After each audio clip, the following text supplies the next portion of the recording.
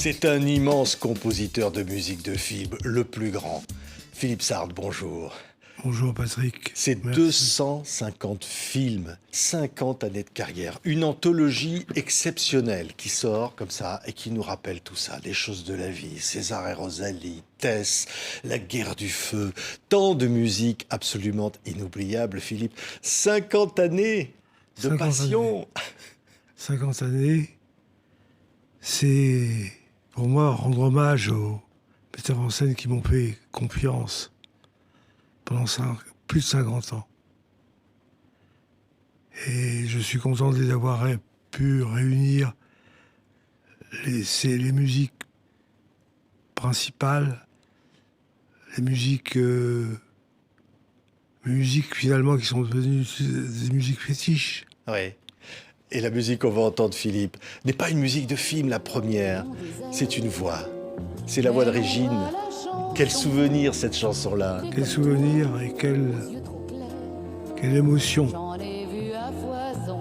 j'ai quand je réécoute cette chanson. Ouais. Pourquoi tant d'émotions? Parce que c'est les tout débuts de Philippe Sard. Parce que c'est à mes tout débuts, j'ai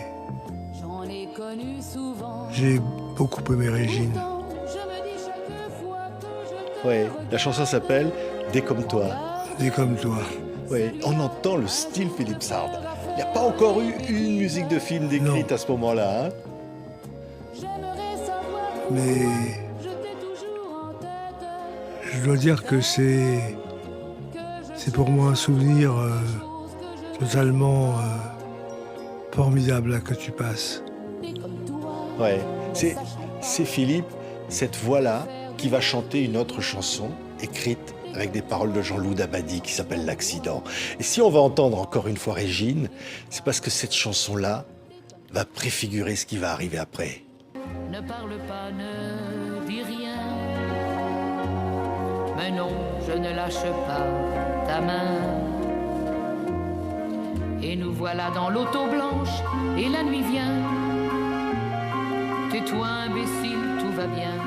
On se C'est vrai que ça préfigure les choses de la vie, cette Oui, chanson. En fait, c'est très étrange parce que quand on m'a appelé en pleine nuit, le producteur des choses de la vie m'a demandé: est-ce que tu voudrais rencontrer Claude Sauté? Il cherche un musicien pour la musique de son film. Et il n'a toujours pas trouvé. Je me suis dit oui, je ne savais pas qui était Claude Sauté. Mais je cherchais à trouver quelque chose avant qu'il vienne quand même. Et c'est vrai que je suis tombé sur cette chanson de Régine et c'était le résumé par Jean-Loup Dabadi de son scénario qu'il avait écrit pour Sauté. Et tout ça m'a donné l'envie d'écrire un climat. Avant que Sauté n'arrive, j'ai écrit une dizaine de mesures. Et voilà. Ouais. Et de la chanson de Régine va naître ce qu'on va entendre maintenant, mythique, chanson d'Hélène. C'est vrai, Philippe? Oui. La chanson d'Hélène, Romy Schneider, Michel Piccoli ensemble. Quand je dis c'est mythique, c'est vrai. Nous sommes septembre et j'ai fermé ma chambre, le soleil. Celle qui ouvre le coffret d'ailleurs. Ouais. C'est la seule chanson. Parce qu'elle est mythique. Oui. Et Romy s'y est prêté de bonne grâce à chanter comme ça. Oui. Je me rappelle que j'étais allé avec Jean-Loup Dabadi pour la lui proposer. C'était un challenge. Je me suis mis au piano. Je t'aimais tant, Hélène. Jean-Loup Dabadi a commencé les premiers vers Les avions à chanter. partent sur nous. Romy Je ne sais plus. essayait de chanter en face de lui. Et elle a dit, c'est bon, quand est-ce que j'enregistre? dans la maison. Ouais. Et c'était magique dans le studio avec elle. C'est magique parce qu'on l'a faite alors que le film s'est déjà tourné, terminé. Et cette chanson n'existe que seule. Ouais. Et elle existe, elle vit, elle continue à vivre encore 50 ans après. Incroyable chanson d'Hélène. Voilà le disque à l'époque, réédité maintenant, bien sûr. Philippe Sarr, toutes ces musiques sont rééditées, évidemment, dans l'anthologie aussi. Romy Schneider. Dites-moi quelque chose, Philippe, sur Romy Schneider, que vous avez tant aimé. Oui, qui était une femme exceptionnelle et une actrice exceptionnelle. Et je dois dire que elle s'est prêtée à cet enregistrement avec l'amour fou qu'elle avait. Ouais. Vous avez toujours été auprès d'elle jusqu'au bout, on peut Jusqu'au le bout. dire. Jusqu'au bout. Jusqu'au bout. Je n'ai peut-être pas été comme il fallait l'être, mais je suis resté près d'elle. Pourquoi pas comme il fallait être? Ben, peut-être qu'il fallait aller plus loin pour essuyer ses angoisses, ses tourments. Et j'en avais tellement, moi, d'angoisse, que j'ai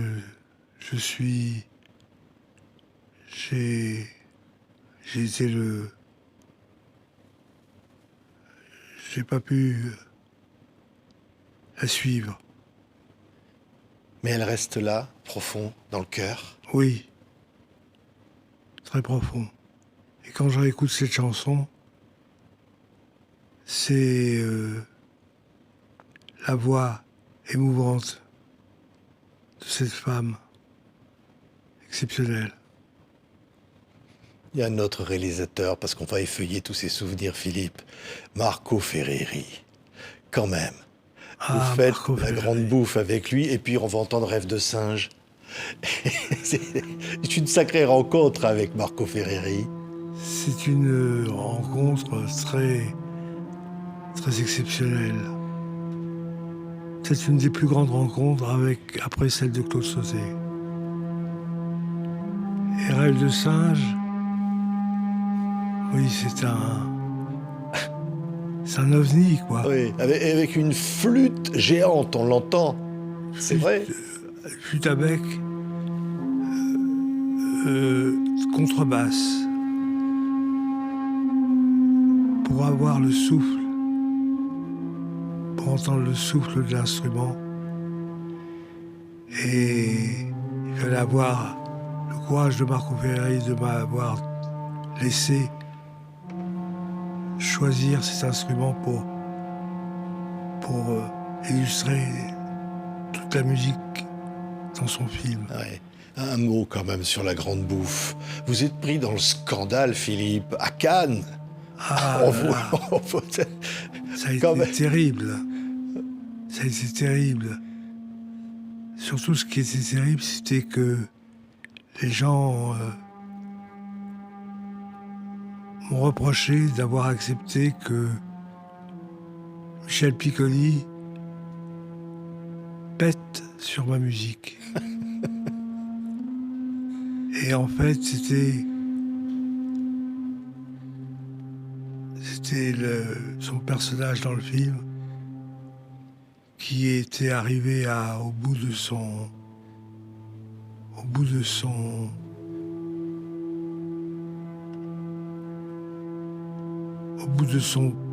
sa décision de mourir en bouffant. Philippe, vous êtes né dans une fosse d'orchestre. C'est vrai? Je suis né dans un milieu musical. Ma mère était chanteuse à l'opéra. Et quand j'étais tout petit, j'allais déjà l'entendre. J'étais dans cette fosse d'orchestre où j'écoutais ma mère chanter. Donc je suis né dans une fosse d'orchestre, quelque part. Ouais. Et la voix de votre mère vous a dit, je veux faire ça un jour, plus tard. Vous êtes dit, la musique, c'est ça ma vie. Elle m'a donné le courage de devenir ce que j'ai toujours voulu être, c'est-à-dire un musicien. Cours de solfège très tôt. Votre maman donc est soprano. Dès 3 ans, eh bien, vous vous retrouvez donc à entendre quelqu'un qui s'appelle Maurice Liman. Maurice Lehmann. Ouais. Maurice Lehmann était directeur de l'opéra. Et je me rappelle à l'opéra, et il y avait des mises en scène absolument formidables de Maurice Lehmann. Et comment voulez-vous résister à une telle attirance? J'ai été attiré toute ma vie par cette période. Oui, mais quelque chose qui va changer votre vie, c'est quand votre papa vous offre, je ne sais pas quel âge vous avez, 8 ans je crois, un projecteur, et vous regardez des films muets, et vous avez l'idée de vous mettre au piano pour accompagner les films. Gamin. Oui, gamin, j'ai accompagné ces films, mais en même temps, c'était des films 8 mm, une version muette. Donc il n'y avait rien, aucun son. Et ça m'a donné l'envie de les sonoriser. Tout part comme ça part comme ça, une vocation. Oui. 50 ans de vie. Ça part comme ça. Ouais. Et j'ai continué. Et on va entendre une autre musique. Parce que j'imagine que petit, peut-être votre papa ou votre maman allait voir des films avec Jean Gabin. J'imagine. Oui. Et un jour, vous faites la musique du film Le Chat. Le Chat, qui est Avec un Jean des Gabin, plus beaux- Simone Signoret. Oui. Un merveilleux film de Pierre Granier de Fer. Et ce thème, je le joue au piano. Et c'est très gonflé de ma part de faire une musique au piano solo sur un film aussi important que Le Chat. Mais grâce à Pierre, qui m'a donné du courage d'imposer cette formule. Ouais. Et quand vous avez vu apparaître Gabin avec votre musique, C'est un souvenir extraordinaire.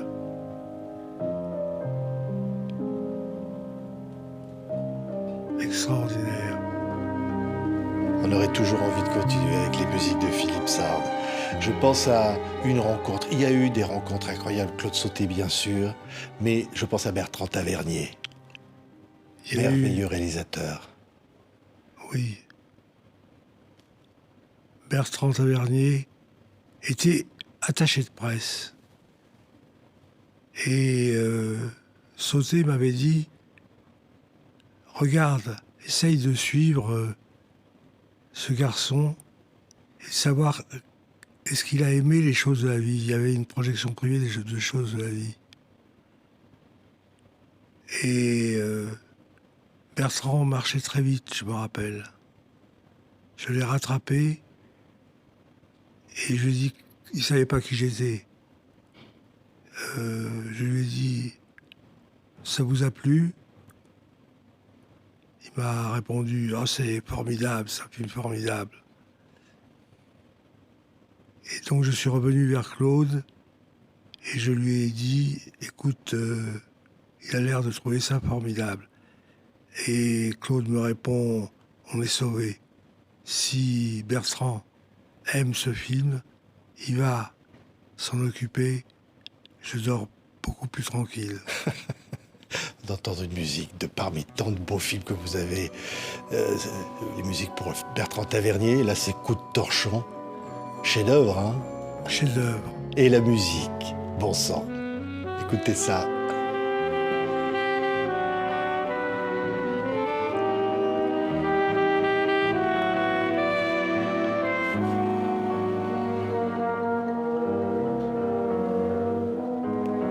Tant de musique me émeut aujourd'hui. Je suis ému d'écouter ces musiques qui m'ont permis de faire la route que j'ai fait. Quand on fait une musique comme Coup de torchon, qu'est-ce qu'on fait? Parce qu'on dit toujours Philippe Sard, c'est un cinéaste qui écrit des musiques. C'est-à-dire que vous pensez au scénario, vous pensez aux comédiens.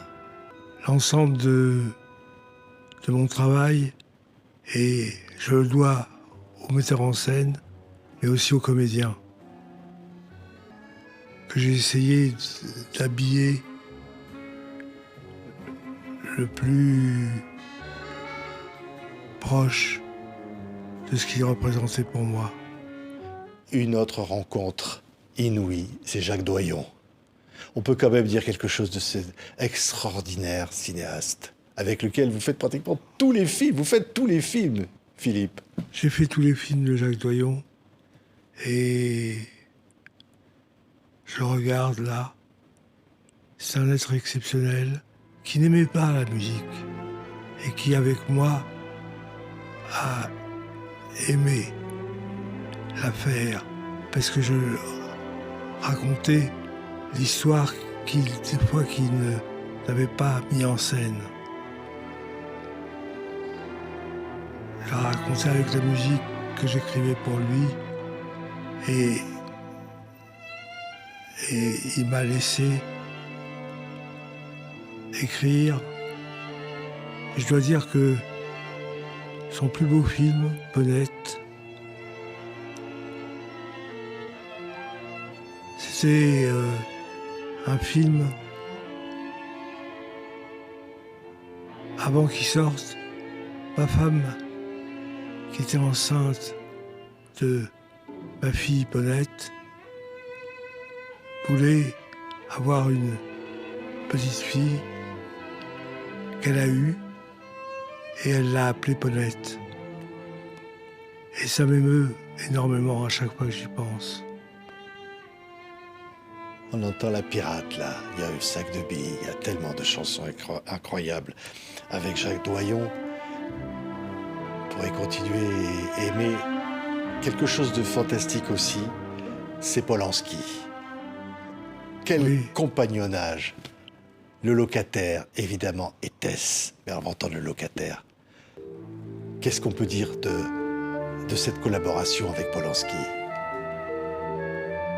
Exceptionnelle, courte mais exceptionnelle. Elle a été sur 2 films. Le 3e est un film raté pour les 2 parties, j'ai envie de dire. Pirate, c'est un film raté. Mais là, on écoute Le locataire et c'est un film réussi. Et Tess est son chef-d'œuvre. Et votre chef-d'œuvre aussi, l'un de vos chefs-d'œuvre, Philippe. Vous utilisez merci. les plus grands orchestres, vous avez tous les culots. C'est grâce au metteur en scène que j'ai pu me laisser aller à utiliser les plus grands orchestres et les plus grands solistes. Ouais. Un jour, vous vous fâchez, on peut le dire, avec Polanski. Ça s'arrête d'un coup. Ça À cause de s'arrête d'un Pirate. coup, à cause de Pirate. Ouais. Bon. Mais au moins, il y a eu ces 2 films qui nous relient à toujours. Pour toujours, je veux dire. Ouais. Ouais. Oh, Georges Lautner. Georges Lautner. Quel être exceptionnel, Georges Ouais. Lautner. Quel merveilleux réalisateur. Alors, on va entendre La Valise. Vous faites des films, Le Guignolo, vous faites des choses incroyables avec Georges Lautner. Oui. Avec Georges Lautner, c'est l'homme où je me suis le plus lâché.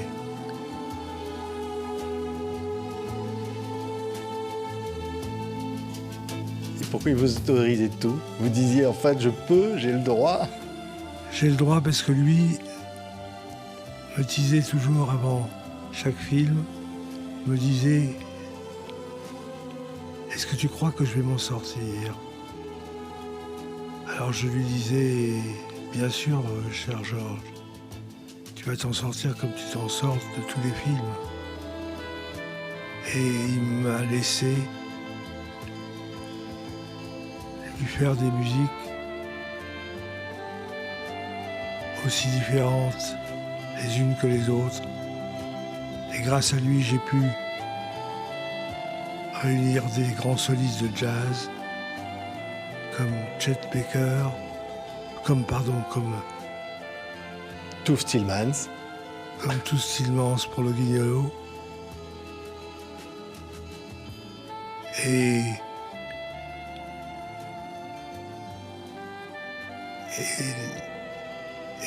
pour Alain Delon, j'ai fait Mort d'un pourri et j'ai utilisé Stan Getz. Ouais. C'est Alain Delon qui fait la préface. C'est Alain Delon qui de fait la cette préface. anthologie. Hein. Il dit, dès la première écoute, cher Philippe, j'ai su qu'on allait faire ensemble des choses extraordinaires et que tu allais être un partenaire d'exception. Alain Delon qui a dit ça. Oui, je le remercie, d'ailleurs. Il me l'a dit avec son cœur.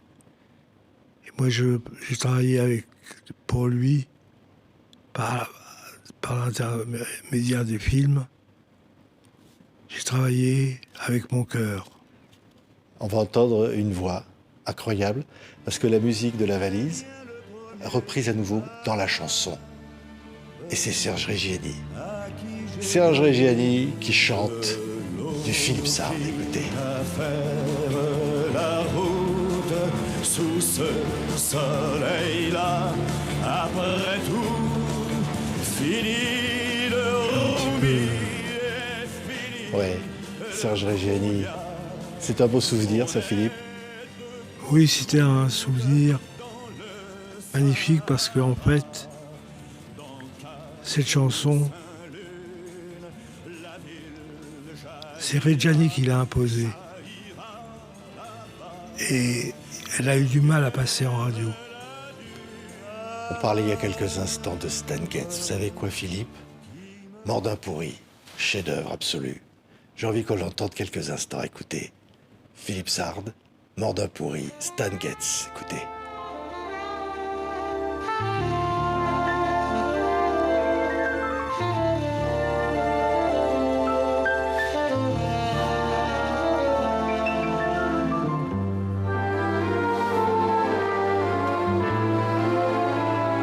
Que c'est beau.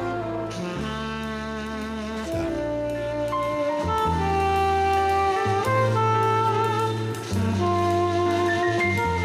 Extraordinaire son. Regardez. C'est une réédition magnifique de cet album mythique. Une séance d'enregistrement inoubliable, non, Philippe? Inoubliable. Ouais. Et je dois dire une chose, c'est quand Getz est venu à Paris pour écouter la musique qu'il allait jouer, Lautner était là et ça lui a donné l'idée de le filmer.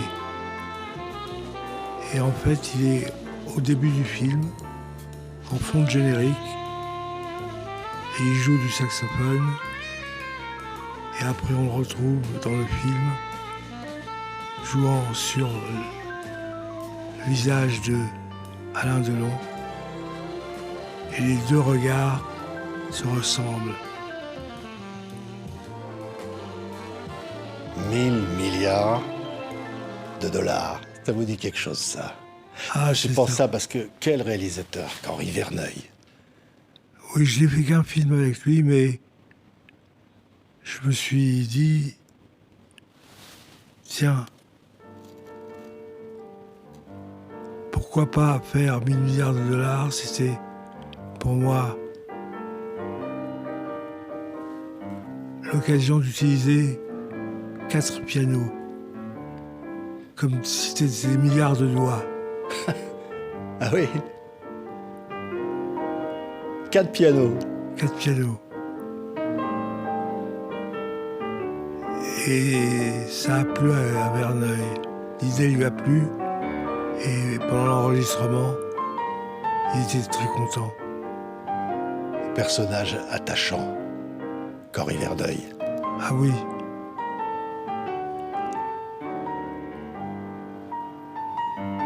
Et André Téchiné. Et André Téchiné. Toute une grande période de ma vie. Ouais. Hôtel des Amériques.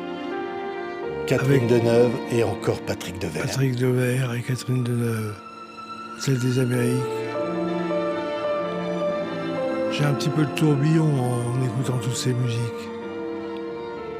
qu'on retrouve dans le coffret, mais que là je réécoute avec vous, Patrick. Ouais. C'est émouvant de réentendre ça, Philippe. C'est émouvant parce que je vois qu'il y a une vraie différence entre toutes ces musiques, mais un même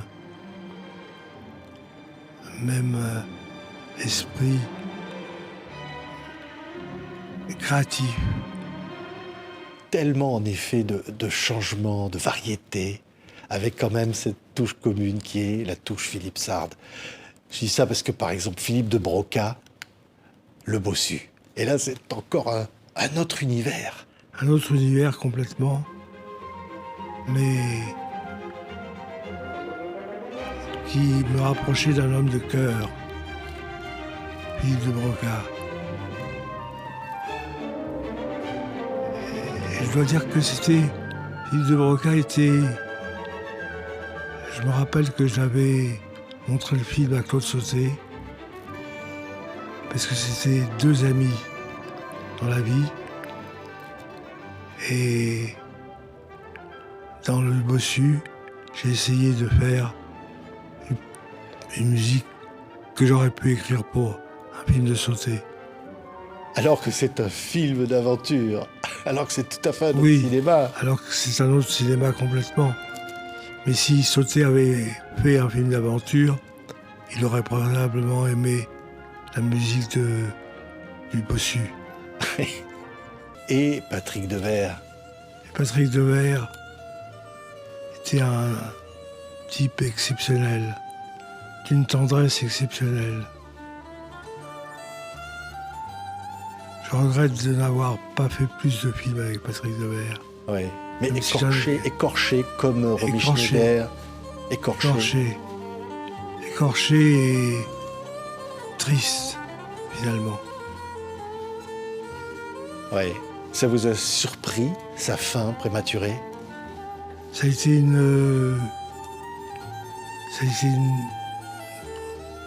bouleversante nouvelle quand j'ai appris comment il était mort. Et surtout que je l'ai accompagné sur des films où il était le vainqueur. Et là, j'ai trouvé qu'il était le vaincu. On parlait d'un incroyable cinéaste, un mot sur Joël Seria. Parce qu'on ne parle pas assez de Joël Seria. Vous avez fait aussi toutes ces musiques. Hein, mais ne nous délivrez surtout pas du mal, et puis surtout les galettes de Pont-Aven. Oui, c'est une adaptation musicale que j'ai faite d'un thème breton. Et les galettes de Pont-Aven, c'était aussi la rencontre avec Marielle, qui était extraordinaire dedans, et qui a tourné dans beaucoup de films de Joël Seria. Joël Seria est un metteur en scène qui fait partie de ces metteurs en scène qui n'ont pas eu leur reconnaissance que moi je leur ai donné. Et mérité. Charlie et ses données nettes.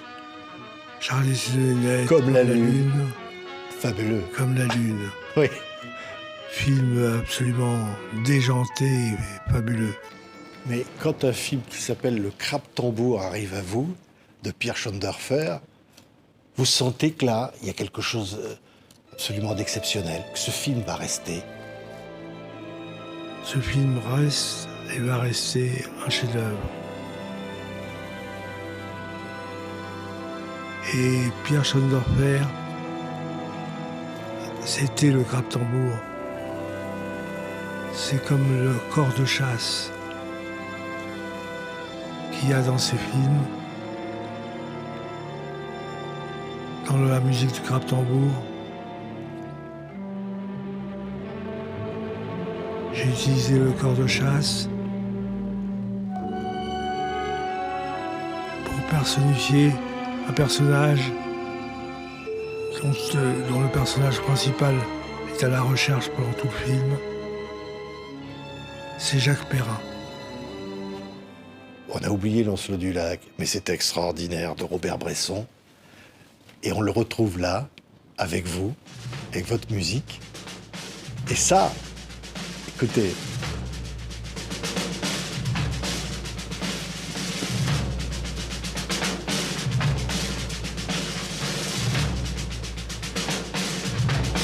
Vous vous rappelez quand vous avez écrit ça?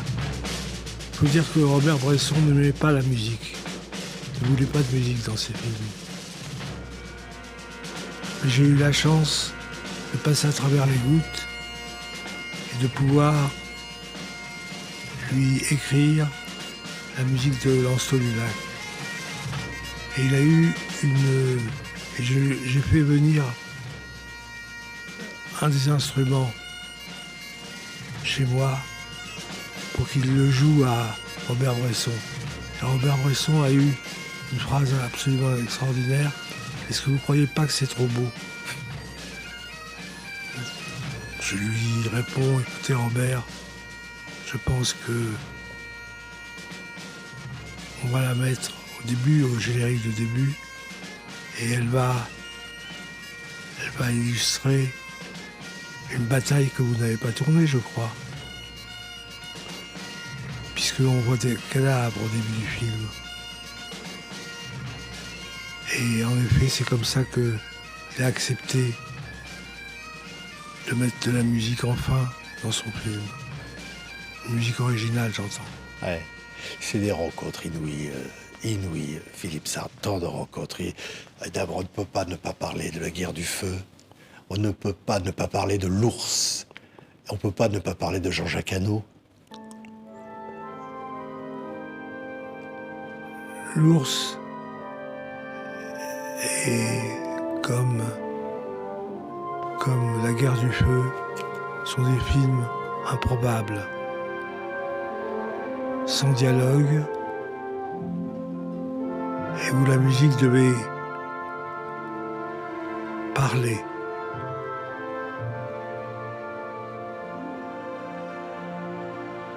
Là, c'est l'ours qu'on écoute. Quand vous dites, Philippe, que la musique parle, la musique raconte une histoire. La musique raconte, est comme un deuxième scénario. Dans les films de Jean-Jacques, surtout dans La guerre du feu, où elle prend la place des dialogues. Et ça vous plaît, hein? Parce que Philippe, je crois que votre premier court-métrage de fiction, vous êtes d'abord réalisateur. Et vous faites la musique de ce film. J'ai essayé d'être réalisateur. Et vous faites la musique de ce film, et puis vous dites aux gens qui voient le film, qu'est-ce qu'ils vont dire après? Et c'est ça qui détermine votre avenir. Oui. Je me suis dit, si les gens en sortant disent quel beau film, je continuerai le cinéma. S'ils disent quelle belle musique, je changerai, je continuerai à faire de la musique. Parce que j'avais écrit la musique de ce court-métrage aussi. Oui, et ça ne s'arrêtera plus. Tout est dans ce coffret. C'est-à-dire, nomination aux Oscars pour Tess. On va entendre Le Sucre de Jacques Rouffio. C'est une musique que vous aimez particulièrement, celle-là. Particulièrement. Et Jacques Rouffio est un être exceptionnel. Et c'est une musique avec mes acteurs fétiches. Depardieu, Piccoli.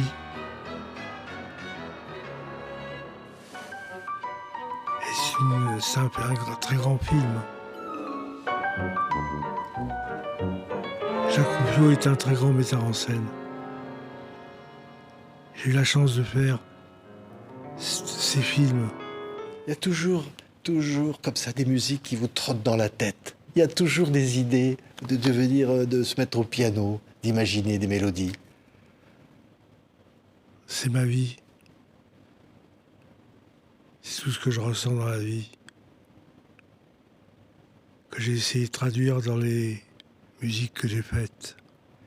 Et si les gens vont écouter vos musiques, vous parlez tout à l'heure, on va entendre César et Rosalie, évidemment, de Claude Sauté. Vous savez, tous les films de Claude Sauté. César et Rosalie, c'est encore Romy Schneider, c'est mythique, Yves Montand, Samy Frey. Mais les gens entendent cette musique-là, elle leur appartient. Elle est à eux.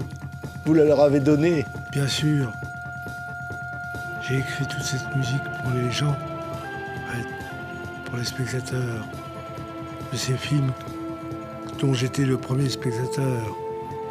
Et je voulais absolument faire partager l'émotion que j'avais eue quand je les ai vus, sans la musique. Et la musique, pour vous, c'est quoi, Philippe? C'est quoi La musique, c'est l'ADN du film, qu'elle soit devant ou derrière, elle traduit le non-dit du metteur en scène. Et ce non-dit, c'est vous.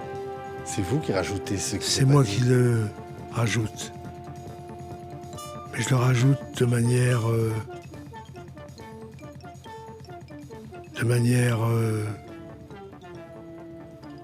humble. C'est du bonheur qu'on doit avoir en écoutant tout ça. C'est ça que vous avez voulu donner? J'ai voulu faire montrer ce que j'ai pu faire pendant toutes ces années.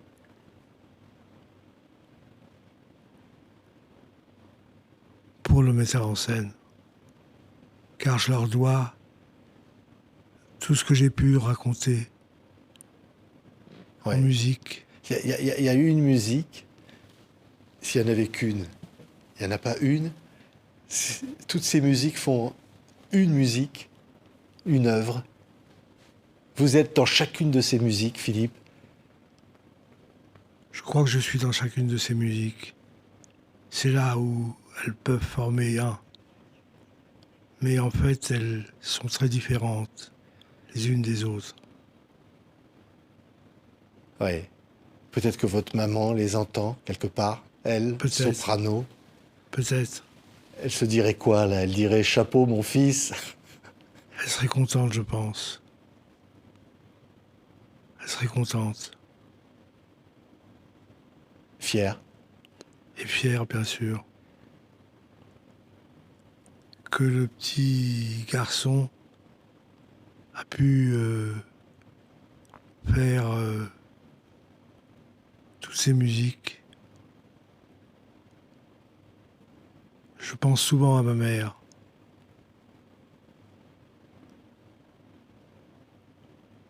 Elle chante, là où elle est. Elle chante. Chante. Elle a toujours chanté. Oui. Et vous chantez. Vos musiques chantent. Oui, ça c'est beau. Merci Philippe Sard. On va se requitter en entendant encore César et Rosalie. En entendant cette musique, évidemment, en visage de Romy Schneider. Et ça, c'est beau quand une musique comme ça amène des images. Oui, elles ont été faites pour ça. Elles ont été écrites dans ce sens-là. Je les ai écrites pour qu'elles soient le souvenir intemporel de ces films. Merci Philippe. C'est beau, je veux dire merci Philippe, c'est vrai. On vous dit merci. Merci Patrick. Parce qu'il y a du bonheur pour des générations et des générations qui écouteront encore toujours ces musiques quand nous on sera plus là. Hein. Moi je pense, hein. Non? Je crois que on sera plus là. Oui. Mais oui, vous serez toujours là parce que vos musiques vont continuer. Si elles sont intemporelles, c'est pour qu'elles continuent à vivre seules.